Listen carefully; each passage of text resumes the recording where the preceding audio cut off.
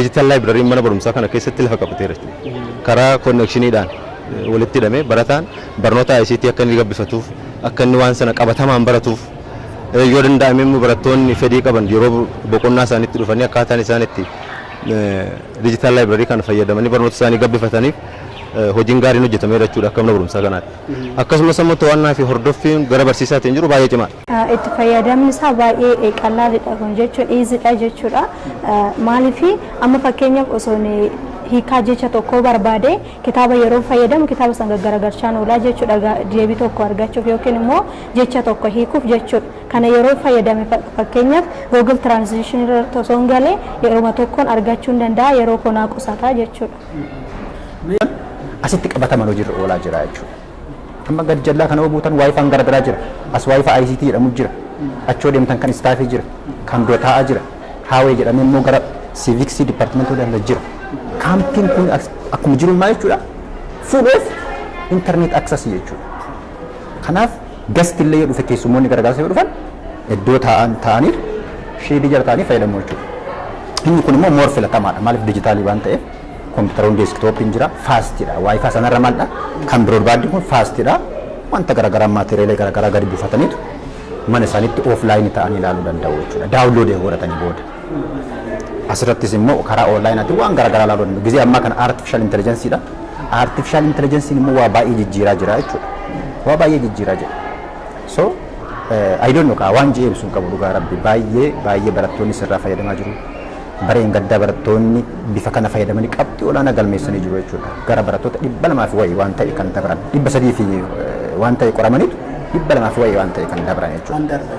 Barataan tokkoyyuu darbuun yeroo rakkisetti inni kun aksasii qabu sana fayyadamaniitu aksasii qabu sana eega fayyadamanii booda immoo riizaaltiin isaa baay'ee gaarii ta'ee mul'ateera jechuudha.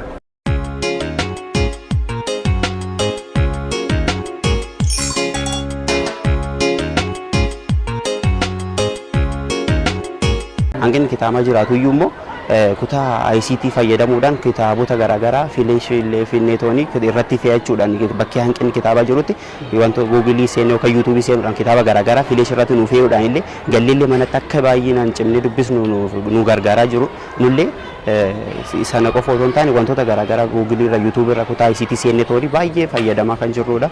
Immoo akkuma beekamu mana barumsaa kana keessatti hanqinni kitaaba jiraatu iyyuu cimnee haala isaa deeggarsan godhan kanaan cimnee toonii akka itti fuudhu karoora guddaa qaba. Dukaabanii hordofne ta'e yoo of kennine irratti hojjenne ta'e dhaloota kana ceesisuun dhaloota kana guddisuun hin danda'ama jedhee waan inni amantaa qabuu fi barsiisaan keessa jiru sa'aatii hojii mootummaaf kenname waan hojjetu waan ta'eef kunillee warra biraatiif tarii muuxannootti ta'a waan ta'eef namni kamiyyuu dhaloota kana jijjiiru dhaloota harka keenya irra jiru kana jijjiiruu fi irratti hojjechuun dirqama lammummaa akka ta'u. Hojii idilee duwwaa sun ta'e dirqama namummaa keenyaatti yaadama. Maaliif? Tolee ani durellaa kaasee jechuun kutaa 9 kaasee asitti baradhee yeroo asitti baradhu immoo wantoota baay'ee yeroodha yerootti of jijjiiraan deemee jira. Qabxii kootinis jechuudha. 9 hanga ammaatti tokkoffaan bahaa ture. Isa kana immoo kana fiduu danda'e dedikeeshiniidhaan jechuun sirriitti hojjechuudhaan jechuudha. Waa hundaan fayyadama. Yoo librariinis na barbaachisa librariin na fayyadama yoo kitaabni garaagaraatis na barbaachisa nan gargaarama yookiin immoo yoo gaafachuu na barbaachisa sirriitti nan gaafadha hanga beekutti manni barnoota illee baay'ee tokko nu deeggaree jechuun qabxii gaarii akka finnuuf jechuudha keessattuu ispeeshaalii miidiyeemii jechaa tokko qodaa fila waan ta'eef barattoonni ispeeshaalii seenuudhaaf wantoota godhuu qabantu irra jiraata jechuun qabxii gaarii galmeessisuu danda'u qabu 90 oliidha kan ispeeshaalii galanii ispeeshaalii galuudhaaf jecha immoo sirriitti hojjetan immoo qabxii gaarii fidanii ani 90 oliidhaaf reejii kanan galmeessisaa ture jechuudha. Cabni barnoota inni guddaan wayitii barnoota kilaasessuudha. Kun immoo tokko kennisa barnoota tiitoriyaalii sanbata duraa.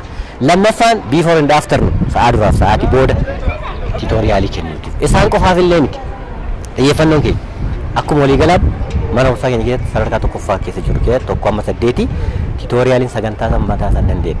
Even kan maatii barataas keessatti kaasuu dandeenyu keessaati maatiin barataa jajjabeeffamuu mala kan jedhee kan kaasu keessatti barsiisaan osoo hin dadhabin otoo nufiin geejiba barsiisaaf kaffaluuti. Maaliif sababni isaa barsiisaan sagantaa mataa isaarraa alatti idileen alatti deddeebi'ee barattoota kana qo'achiisa dubbisiisa. Akka manaatti dubbisa waan ta'eef maatiin barataa kun faayidaa guddaa qaba biyya kanaaf illee fakkeenyummaa gaarii qaba.